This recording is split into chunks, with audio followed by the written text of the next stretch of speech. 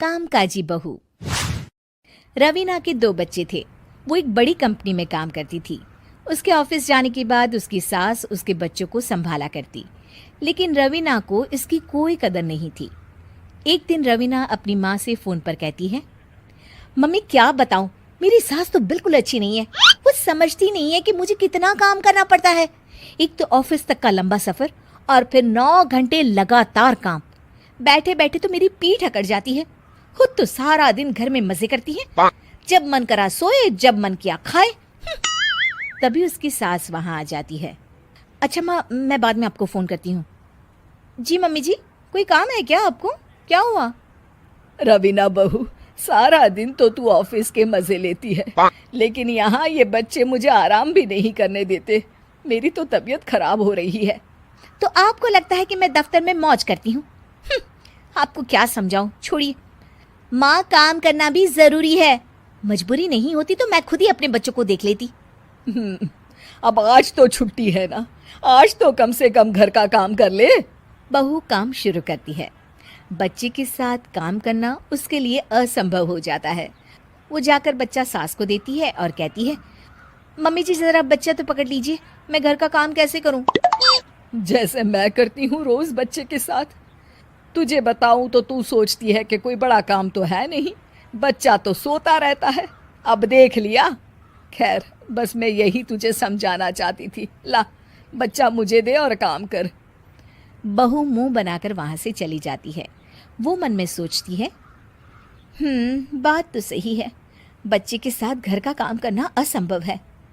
वो किसी तरह काम करती है और अगले दिन ऑफिस के लिए निकल जाती है। ऑफिस में उसकी सहेली उससे कहती है, यार तू तो बड़ी लकी है, तुझे तेरी सास खाना बना कर देती है, बच्चे भी देखती है और तुझे किसी बात की चिंता भी नहीं होने देती। अरे क्या लकी, बदले में मैं उन्हें पूरी कमाई जो दे देती हूँ और अपने बच्चे से दूर रहती हूँ वो अलग। हर किसी को ना दूसरे की प्लेट में ज्यादा घी दिखता है। जा अपना काम कर। अरे फिर भी ये तो है, यहाँ हमारे बच्चे को मैं क्रैश में छोड़ती हूँ, हर पल डर लगा रहता है कि क्या कर रहा होगा। खैर चल, मुझे क्या। बहू घर आती है तो देखती है कि उसकी सास उसके बच्चे को बड़े ही प्यार से खिला रही होती है। वो माँ को देखकर खुश हो जाता है। बहू मन में सोचती है कि बात तो सही है, सासू माँ सारा दिन काम करती है, मैं ऑफिस से आकर भी काम नहीं करती हूँ।